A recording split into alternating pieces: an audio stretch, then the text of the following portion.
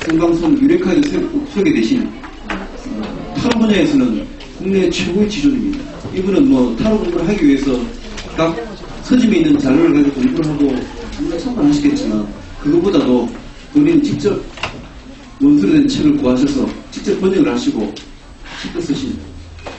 우리가 감히 생각하지도 못했던 분야까지 이르르신 분입니다. 그래서 오늘 김민정 선생님 모시고 타로카드에 대해서 타로카드가 기준이 알고 있는 스프레드 방법을 또 다른 방법으로 접근하시답니다. 한번 김민정 선생님 모시고 타로카드에 대해서 한번 좋은 말씀 듣도록 해보겠습니다. 뜨거운 박수 부탁드립니다.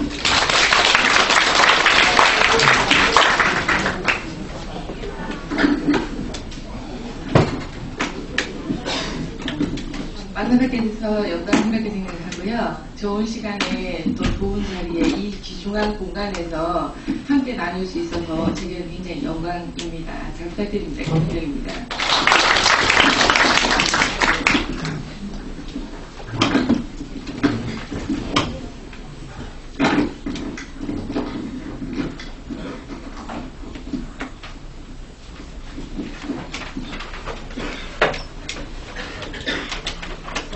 오리엔테이션 프로그램을 통해서 진행을 하겠습니다. 국제타로 심리협회라고 해서 이제 진행이 될 건데요. 네, 저희 양념이 좀 두 개가 되고 있고요. 자, 타로는 우주의 이치를 보여주는 거울이고요. 나침판이고 등불입니다. 또 다른 차원에서 공간과 시간을 예측할 수 있는 기술로서 일하셔야 됩니다. 타로는 분명히 기술입니다. 내가 임금 면허증을 땄어요. 그거는 기술이기 때문에 또 잠깐 안 하더라도 언제고 다시 하면 기억이 날 수 있는 기술입니다. 자, 깊은 내면을 제가 볼 수 있어요. 물론 사회에 있어서도 굉장히 고수의 반열로 오르지 않으면 8글자를 가지고 사람을 깨뜨려 본다는 게 쉽지만은 않은 일이거든요. 하지만 타로는 근접선에서는 굉장히 지표합니다. 드러나지 않은 내밀한 양상을 알 수 있고요. 그림으로서 이루어져 있기 때문에 그림 치유와 그 다음에 심리 상담에 굉장히 적극적인 의미를 가지고 있습니다. 자, 우리의 삶을 보다 의미 있게 구성할 수 있게 해주고요. 인생이라는 설계도에서 타로라는 분야는 구도를 내가 더 적극적으로 셀프 테라피가 가능합니다. 자, 인생은 선택의 기로에 서서 결과에 따라서 선택을 만들어지고 앞으로 미래가 결정되어지거든요. 타로는 이러한 선택에 있어서 좋은 거 확신으로서 최선의 선택을 할 수 있도록 도와주는 부분입니다. 존재하지만 인식하지 못하는 모든 진실로서의 근접한 어떤 코드를 가지고 있고요. 타로를 공부한다는 것이 학문과 응용 학문을 함께 공부한다는 것이 매우 중요하다고 볼 수 있습니다. 타로는요, 정성술과 수리학, 무상학, 상징학, 영리학 굉장히 많은 것들을 18로 공부를 해야 더 잘할 수 있어요. 컴퓨터 본체가 있어요. 그 본체에서는 아무런 기능이 없어요. 단지 소프트웨어가 할 뿐이에요. 마찬가지입니다. 타로를 나 그냥 타로 불렀어? 타로 알아? 물론 하죠. 근데 수비학, 정성술, 기타 사주라든가 명리, 구성, 육효, 육인 이런 분야가 조금 더 업그레이드 되는 논리에서 조금 더 정확하게 진단할 수 있고요. 상담이 가능합니다. 아주 중대한 시점이나 매우 중대한 상황에서 매니저라는 카드가 등장하게 됩니다. 오컬틱 체리스로 선택하게 될 때 매니저가 어디에 있는지, 몇 장이 나왔는지, 어떤 카드인지를 포인트를 맞춰서 생각을 해야겠죠. 자, 타로라고 하면요, 메이저와 마이너로 이루어져 있습니다. 원래는 카드 게임을 하던 거라고 얘기하던데요. 점수는 목적으로 사용된다라고 우리나라에서는 알려져 있습니다. 각 카드에는요, 그 의미에 부합하는 그림과 글과 어떤 상징이 들어가 있습니다. 그것을 유념해서 포인트를 잡아야 됩니다. 자, 메이저 아카나만 하겠습니다. 마이너 아카나, 메이저 아카나 이렇게 있는데요. 메이저는 22장으로 되어 있죠. 이 광대라는 카드입니다. 타로 카드는요, 이름과 그림과 숫자가 있어요. 그 다음에 상징이 있고요. 그래서 카드를 볼 때는 숫자가 몇 번인지 수비하기보다 0이라는 거요. 가능성만 있고 비어있는 거잖아요. empty. 없는 거예요. 아니죠. 가능성이 있죠. 하지만 그것 자체가 발현이 되려면 외국을 때어간 돈이 있어야 된다. 따뜻해야 되겠죠. 자, 바보라는 명분이 들어가 있어요. 바보스러운. 그래서 여기 영어를 번역하다 보면 모자란, 전가에 속이 비어있는 이런 의미들이 다 들어가 있습니다. 그래서 이 타로 카드는 이름과 숫자, 누구랑 어디에서 뭘 하고 있는 그림이 있는지 자세히 봐야 됩니다. 자, 그래서 이 사람은요, 바보라는 타이틀을 가지고 있어요. 얘 별명은 바보예요. 실제로 현실성이 없어요. 그리고 하겠다라는 민망감이 있죠. 그리고 겸손하고요. 원래 다르지 못하다. 현실적으로 자신이 잘하는 길에 있지만 다른 인생을 잘 이룬다라는 목표를 가고 있습니다. 자, 여기서의 바보라는 건요. 오컬트 스위트라고 하면 그냥 이렇게 카드를 뽑아내는 거를 의미하고 있거든요. 거기에서 이 카드가 나왔을 때는 이렇게 해석을 하셔도 됩니다. 왜 카드가 맞냐고요? 그러면 왜 6인이나 6표가 맞을까요? 똑같은 답이겠죠. 마술사라는 카드가 있습니다. 마술사는 말 그대로 정말 남들이 이 기술을 배우기 전에 이 마술이라는 기술을 배우지 못한 사람들은 이 마술사가 하는 것이 굉장히 신비롭고 정말 재미있게 보여요. 이 마술사라는 사람은요, 자세 가능하고 능력 있는 사람이고요. 기술이나 기능직에 적합한 사람입니다. 정통 학문, 정통 기술 이런 식으로 오랜 기간에 숙련돼서 배워야 되는 학문이 아니고요. 단기간 5년 이내에 배워서 뭔가를 할 수 있는 분야에 속하는 것들을 뭐든지 다 빨리 잘할 수 있는 사람입니다. 분위기 파악이 빠르고요. 이 마법사라는 것은 일단 요령을 빨리 터득하는 사람이죠. 그러니까 본인이 빨간 옷 입었죠? 본인이 열정을 가지고 일을 할 수 있는 사람을 뜻하고 있습니다. 네, 지금 조금 팔이 이렇게 위아래로 이렇게 사인을 보내고 있는데 가장 중요한 건 타로건 사주건 균형입니다. 균형이 있으려면 어떻게 해야 돼요? 앉아있어야 돼요. 서있죠. 자, 여기 앉아있는 사람이 나옵니다. 여성이죠. 타로의 배경은요, 중세시대입니다. 중세시대인데 여성이 책을 가지고 있어요. 똑똑한 여자, 공부 많이 한 여자, 이렇게 됩니다. 지식을 향해서 공부하는 전문가, 요즘 시대로 따뜻하면은 실제적으로 굉장히 고차원적인 학문을 대졸 이상 아니면 한 분야에 있어서 굉장히 오랫동안 공부한 사람, 이런 의미가 있습니다. 보다 깊은 학문을 공부하거나 철학적, 종교적인 것이 맞는 사람이라고 하는데요. 카드를 매뉴얼만 공부하면 실제로 한계를 빨리 부딪힙니다. 안 맞아요. 어느 순간 하면 재미가 없어요. 또 다른 카드를 샀을 때 그 카드를 쓸 수가 없어요. 카드를 조금 더 깊이 공부하려고 하려면 일단 심화를 먼저 해야 되고요. 그 다음에 문화적인 상징을 해야 되거든요. 그 부분에 있어서 왜 이 카드가 상징적으로 철학적인 것, 무속적인 것과 연관이 있냐면 신관의 신녀들이 쓰는 그런 모자를 쓰고 있기 때문입니다. 그리고 이 장소가 신전이기 때문에 그렇습니다. 그래서 이 카드가 쓰는 사람은 여성일 경우건 남성일 경우건 고등교육을 받아서 전문가인 그리고 차분한 성격의 냉정한 사람이라는 의미를 또 적으로 가지게 되는 거죠. 자, 여기서 밀과 보리는 신령입니다. 동복이 재운이 따르는 사람이겠죠. 자, 자신의 분야에서도 성공을 하기 위해서 굉장히 여유가 특별한 사람입니다. 자녀를 위해서 희생을 하고요. 어머니 같은 사람, 미스라고 하더라고요. 이해심이 많고 누굴 사랑하고 배려해주고 마음 자체가 따뜻한 누군가를 보입니다. 여기 황제라는 카드가 있어요. 아버지, 남성분.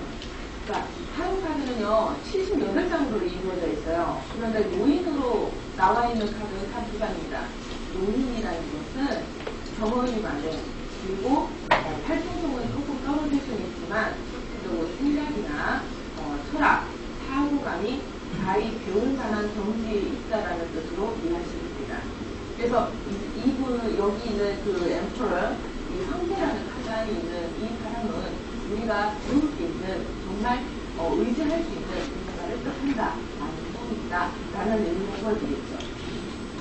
예를 들면 카드를 봤을 때 내가 연애운을 봤을 때 저는 여성이고요. 제가 저희 남자친구랑 저희 남편과의 연애운을 봤을 때 이 카드가 나와준다면 굉장히 좋은 의미가 있겠죠. 믿고 의지하고 사랑한다는 의미가 있습니다요.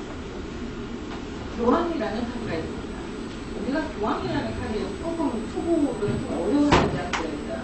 자, 큰 절에 주지 스님이라고 생각하세요. 큰 절에 주지 스님. 그 균형이 훨씬 더 빨리 와닿아요. 그러면 종교인이겠죠. 결혼을 안 하니까 뭐든지 누구든지 사랑할 수 있는 그런 사람이죠. 교황이라는 카드가 있습니다. 근데 앉아있다 보니까 행동성이나 기본성이 좀 떨어지고요. 지금 상당히 있기 때문에 이렇게 뭐라 해야 되지? 내가 혼돈스러움에서 사회적으로 정치적으로 이렇게 바꿀 수 있는 성향은 아닙니다. 단지 교황이다 하면은 큰 스님이라는 타이틀이 있는 것처럼 큰 명예라든지 사명감 이런 부분은 가지고 갈 수 있다 이렇게 볼 수 있습니다. 성격이 그만하겠죠. 왜냐면 저희가 스님들 찾아가서 이런 거를 하소연 주시는 다 이해하고 다 들어주니까요. 6번 연인이라는 카드가 있습니다. 이 카드에서 조금 힘들어하시는 스님들이 많으세요. 이럴 때는 3명을 동시에 봐야 됩니다. 라파엘과 아담과 이브 3명을 다 같이 봐야 돼요. 자, 여기서요 라파엘이라는 신이 올라와 있어요. 지성을 위해서 헌신하는 전사이고 어린아이와 노약자, 병든자의 소신입니다. 라파엘의 입장으로 올라가는 것이 매우 중요하대요. 역학을 했다거나 심리학, 의학을 한 사람들은 라파엘이라는 이 카드, 6번이라는 카드가 있게 됩니다. 생년월일론에서 계산해서 뽑는 숙명의 카드와 민증번호로 계산해서 뽑는 그런 그 카드가 있어요. 그 카드 안에 이 연인이라는 카드가 있으면서 과법사라는 카드가 있거나 그 외에 메비우스 띠가 있는 카드를 선택해서 가지고 있는 경우에는 훨씬 더 많은 역술가나 정성술가나 시공술가나 초월된 어떤 학문으로부터 자유로운 깨달음을 얻을 수 있다고 얘기하죠. 전차요. 전차는 말 그대로 택배, 이삿짐, 택시, 버스 이런 것들을 다 총괄한다고 보셔야 됩니다. 연마성이죠. 내가 움직이는 거요. 월계수를 썼어요. 월계수는 마라톤에서 1등 해야 받는 거거든요. 열심히 노력해서 본인이 원하는 결심을 하는 그리고 끝까지 노력해서 해내는 불구의 정신을 가지고 있는 사람들이 전차라는 카드를 잘 쓰는 사람이거든요. 목표를 두고 현 시점에서는 이 카드가 오컬틱 초이스에서 나오게 되면 현 시점에서는 조금 발전을 예상한다. 하지만 수기의 특징으로 다시 한번 목적을 분명하게 해서 치고 나가는 사람을 의미하고 있습니다. 힘이라는 카드가 있어요. 이런 경우에도요, 남자와 여자로 분별을 하셔야 됩니다.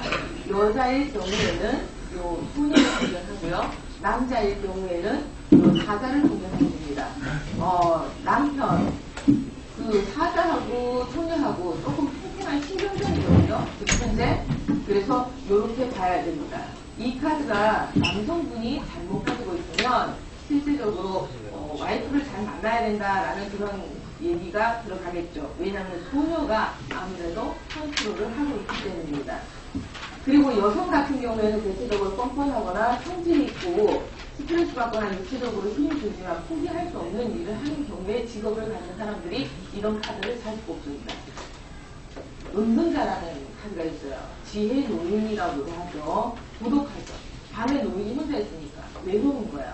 이 카드는요, 우리가 어리석은 사람을 무명이라고 해요. 빛이 없기 때문에. 근데 빛이 있거든요. 똑똑하죠. 현명한 사람이에요. 그래서 현자, 은둔자, 숨어있는 스승이라는 타이틀을 가지고 있습니다. 이 은둔자라는 카드는요, 뭔가 몰두해서 이 사람은 눈을 뜨고 있는 카드가 아니에요. 깜깜한 밤에 눈을 감고 있거든요. 이거는 생각에 잠겨 있습니다. 그리고 사색을 즐기고요. 그리고 이 은둔자는 외발이에요. 자세히 보면요. 지팡이를 짚고 있는 외발입니다. 사회에 나가서 제가 돈을 벌고 싶은데요. 사업자 등록증을 내서 할 수 있어요? 안 되죠. 이 사람은 돈을 목적으로 해서 가면 절대 안 됩니다. 깊은 산 속에 불이 하나 켜져 있어요. 다른 사람을 도와줄 수 있는 일, 사명감, 만족감 이런 일을 해서 가면 되지만 실제적으로 돈과 명예를 쫓아간다면 정말 고단한 하루하루가 될 수밖에 없는 카드가 없는다라는 카드입니다. 그러니까 산속에 늘 저렇게 불을 켜놓고 늘 하던 일을 수습을 하니까 왜 그러시겠죠? 융통성이 없어요.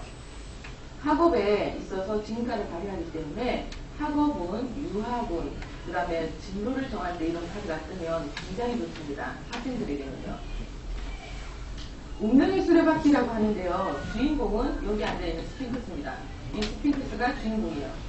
스핑크스는 인간 황소, 사자, 도토리가 합쳐져 있는데 여기서는 도토리 날개가 설명이 되고요. 그 대신에 에즈키엘의 네 천사가 이렇게 구석구석 4개로 딱 들어가 있습니다. 여기서 푸른색은 지붕인데요. 차를 들고 있으니까 잘 판단해야 돼 라는 의미가 있고요. 스핑크스가 어디 있어요? 돈 위에 있거든요. 안정감이 없죠. 근데 정말 좋은 기회에 내가 승천을 한다라고 볼 수 있지만 안정감을 확보하지 못하면 바로 떨어지게 되는 것도 이런 카드입니다. 이 10번이라는 카드 운명의 수레바퀴는요. 정말 좋은 천운일 수 있지만 그 기회를 준비하지 못한 사람은 결코 기회를 찾을 수가 없어요. 기회인지 모르고 넘어가는 경우도 많고요. 일반적으로 판단할 때 이런 카드가 나오면 주변에 어떠한 카드가 뭐랑 같이 떴는지 이 카드가 어디에 있는지 요거는 잘 세심히 면밀히 보셔야 됩니다. 자, 11번 정이라는 카드입니다. 자, 법원에 있어요. 저울을 잘 재고 있죠. 이 카드 굉장히 좋은 카드입니다. 잘 재보고 현명하게 판단하겠어. 그런데 연애운에서 안 좋아요. 왜? 연애는 제일 필요한 게 필수가 프레이즈거든요. 갖다 써야 돼요. 근데 이거는 잘 재보고 얘는 직장이 어디야? 얘는 돈이 얼마나 있겠어? 얘 차는 뭐야? 딱 벌써 따져버리니까 연애가 안 되거든요. 특히 여성분들이 연애운에서 이 카드가 뜨면 연애가 안 돼요. 노처녀 그러니까 한 33 이상은 그냥 넘어간다고 보셔야 돼요. 정이라는 카드는요. 분명한 판단과 결정력이 있기 때문에 연애가 안 됩니다. 자, 공무원이라면 정말 좋습니다. 이 카드는 사기 분별력이 빠르고요. 계산이 정확한 사람들이 이런 카드를 뽑게 됩니다. 똑똑한 사람이고요. 약점을 보이지 않으려는 성향이 강하다. 어떻게 하죠? 뒤에 천막 있죠? 내 거 가리고 있는 거예요. 천막. 그리고 천막이요. 만약에 노란색이었으면 그래도 이 사람은 굉장히 낙천적이고 유학기간 데가 있어 라고 보겠지만 지금 자주빛이거든요. 고난의 상징이죠. 마음고생을 해요. 남들 보기엔 좋지만. 자, 매달린 사람이 있어요. 매달린 사람. 정말 힘들어요. 살아있는 나무에 매달려 있다는 거는 내가 뭔가 이렇게 벌을 받고 있다거나 혹은 내가 희생을 해야 된다는 어떤 코드가 강하게 묻어 있습니다. 스스로 희생돼야 되는 상황에 묶여있는 사람이고요. 스스로 벗어나려고 진로를 포기를 하지 않아요. 자, 빨간색 바지를 입고 있기 때문에 어떻게? 바쁜 사람이겠죠. 푸른색 상의를 걸치고 있기 때문에 실제로 생각은 정말 많은 사람입니다. 우리가 불화나 종교화에서 볼 수 있듯이 동그라미에 노란색, 이거 어디서 많이 봤어.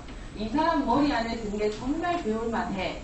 이 사람의 가치관, 이 사람의 철학이 정말 중요한 거야 라고 했기 때문에 부처님 머리에 동그라미 쳐놨죠. 이 사람 머리에 동그라미 쳐놨어요. 철이 일치된 사람. 굉장히 지금은 보행이라고 전 시간에 선생님께서 얘기를 하셨는데 보행입니다. 스스로의 보행이고요. 그것을 억지로 벗어나려고 애쓰지 않습니다. 이 사람은. 그래서 내면 세계에 관심이 많은 사람들이 이런 카드를 가지고 있습니다. 공부를 하지 않으면 더더욱 정말 우울합니다. 공부하고 자신의 삶을 갱신하고 갱생을 하는 것 자체가 학문을 비로소 가능하다라고 봅니다. 데스라는 카드요. 한 번의 슬럼프는 겪고 나가야 된다는 거죠. 데스가 그렇게 달갑지는 않은데요. 내가 어떠한 혼란이라든지 고민이 있어서 이 데스라는 카드가 떠주면 반갑게 받아들이셔야 됩니다. 지금의 힘든 상황이 곧 마무리가 된다는 의미인 거죠. 데스라는 거는 스스로 이미지를 관리를 잘 해야 되는 카드예요. 왜 이런 사태가 자기한테 벌어졌는지 자기 스스로 자문을 해야 되는 사람을 속합니다. 타인에게 전가하면 안 돼요. 이 카드가 나온다면 뭐든지 다 원인은 자신에게 있습니다. 자, 13번 카드는 84번 황제가 됩니다. 그리고 황제라는 카드는 응용돼서 영황제가 될 수 있거든요. 자, 절제라는 카드가 있습니다. 자, 균형을 잡는 거 있죠. 지금 한쪽 발은 물 안에 있고 한쪽 발은 물 바깥에 있어요. 이런 경우에는 템퍼런스 해가지고 균형을 잡고 있고요. 자, 두 개를 동시에 뭔가 진행하는 사람. 연애운에서 두 개를 뭔가 동시에 진행한다면 남다르겠죠. 간 보는 것도 가능해요. 상승에 대한 욕구가 많은 사람, 날개 달려 있습니다. 현실적인 상황에 만족하지 못하고 끊임없이 새로운 도전을 할 사람도 이런 카드에 들어갑니다. 물과 물을 이렇게 섞고 있는데 물이 아니거든요. 감정일 수도 있고요. 특수한 전문직을 기술입니다. 학문을 통해서 하는 사람이 아니고요. 신중하고요. 타인을 대할 때 이해심이 조금 부족할 수도 있는 사람이에요. 왜? 나는 내 상황에서 바쁘다 보니까 다른 어떤 상황적인 거에 이렇게 귀 기울여줄 여유가 없는 거죠. 악마요. 데빌이라고 합니다. 자, 조절, 조화를 필요로 하죠. 자, 이 데빌이라는 카드가 나쁜 카드는 아닙니다. 그런데 실질적으로 카드를 뽑는 사람들이요. 까맣죠? 유명해요. 어리석어요. 물론 얘기를 해보면 대화의 질이라던가 대화의 어떤 상황적인 게 다 논리정연합니다. 하지만 어떻게 아는 것만큼 행동이 안 되는 사람도 이런 카드를 뽑게 돼 있어요. 어쨌든 어리석음을 피할 수가 없습니다. 왜냐하면 인간의 모습이긴 한데 뿔이 있고 꼬리가 있기 때문에 진화가 덜 됐다고 보는 거죠. 저희는 꼬리가 진화돼서 없어졌잖아요. 그죠? 자, 타워가 있습니다. 타워는요, 무너지고 깨지는 거예요.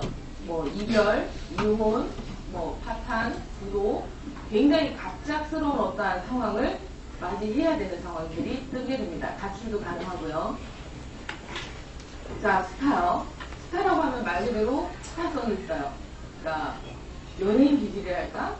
자, 솔직하고 꾸밈 없죠. 왜냐? 옷을 보셨잖아요. 나 발가벗겨진 느낌이야 라는 그런 뉘앙스가 있죠. 희망적이고요. 낙관적인 견해를 가지고 있다. 이거는요, 스타라는 별에서 왔습니다. 별이라고 하는 것 자체가 판도라의 맨 마지막 상자에 있어서 도망가지 못한 희망이라는 별이 있거든요. 그래서 신화도 알아야 된다는 거죠. 자, 예술적인 소질이 있는 사람. 이거 어떻게 보면 분수대에 이렇게 분수 조각상 같아요. 그래서 예술, 미술, 조형, 이런 것들, 조각, 이런 데 소질이 있는 사람들이 이런 카드를 전체적으로 많이 뽑고요. 여자가 옷을 벗고